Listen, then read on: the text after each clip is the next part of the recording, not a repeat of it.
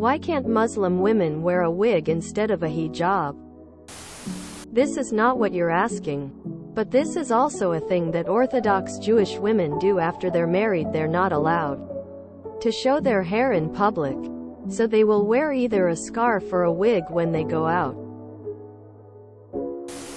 The point of the hijab is to cover a woman's features. Jewish women wear wigs to cover their hair since the reason for wearing it isn't appearances. The point of wearing a hijab is that it will hide hair, which is though to tempt men obsess over a woman's beauty. So, wearing a wig would just give the appearance of what a hijab is supposed to hide. It's not about literally just covering hair. 'Cause men will think that's their real hair. They'll get lustful and try to initiate sex with them.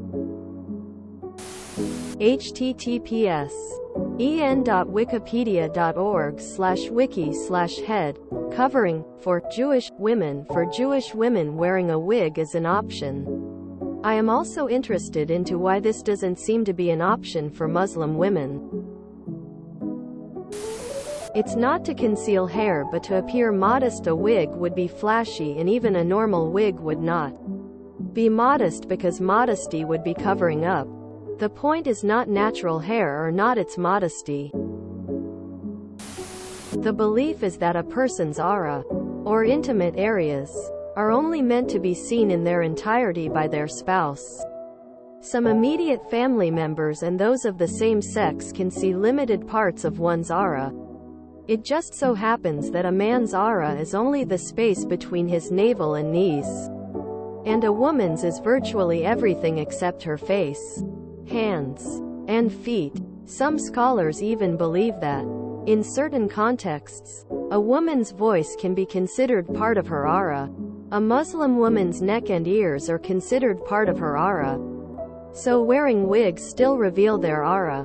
They're also commanded against artificially lengthening their hair in hadith, collection of sayings, stories, or traditions from the Prophet Muhammad organized by scholars.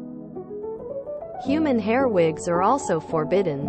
Wearing a synthetic wig of exactly your hair length or shorter only around a select category of people in limited settings, immediately concealing it with hijab when needed, is impractical. If the point is seeing their hair, why would fake hair be better? It still conveys the same image. If you want an actual answer, ask Muslims. Because the purpose isn't to conceal their hair, it's to conceal their femininity.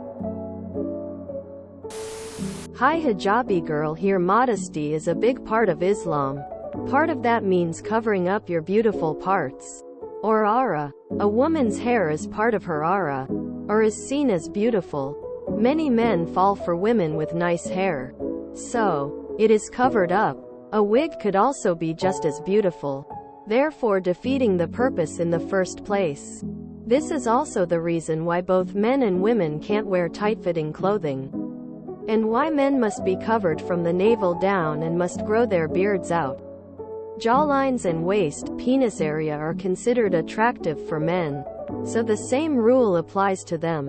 Happy to help. Smile. The point of religious customs isn't really to find loopholes. In Islam, a woman's body is at fault for exciting men to lust and rape. It's a woman's responsibility to hide and conceal feminine aspects of their body, like pretty hair, their face, and even just skin entirely. This isn't really a true Islamic necessity, but interpretations to justify old conservative ideology imposed on women through social engineering, shame, and brutal physical force. So a wig circles back around and goes against the original point of concealing their bodies. Because the idea of covering your hair is about modestly, not the fact it's their own hair. That would be in a similar vein as getting a woman to cover up her exposed cleavage with some strap on fake titties. Wouldn't this be like wearing a giant fake penis instead of pants? Like, yes. It covers my actual penis, but the word hijab means to conceal, veil. It's been implied to mean a head covering as well. However, this wasn't always the case. But now it's most recommended for modesty, as beauty in the hair is now common to be lusted after. Some say it's mandatory, however no real citations for this claim other than the debated opinion of Muslim scholars of today. Many do it, so it's common practice now. Now the wig would contradict the point of their hijab, as it still allows some hair even if not their own to be seen. It's not about the piece of fabric, it's about the concept of virtue and the privacy of the body.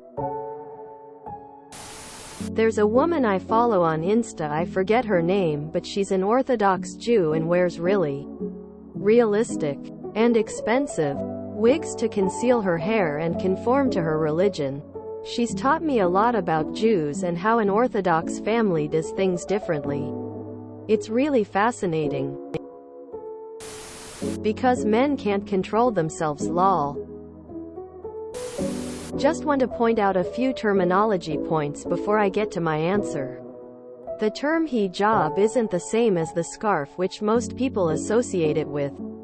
Hijab refers to the full outfit being such that covers the full body in a manner which is modest and covers those areas which are not supposed to be seen, be non-family, and the term is supposed to apply to both men and women.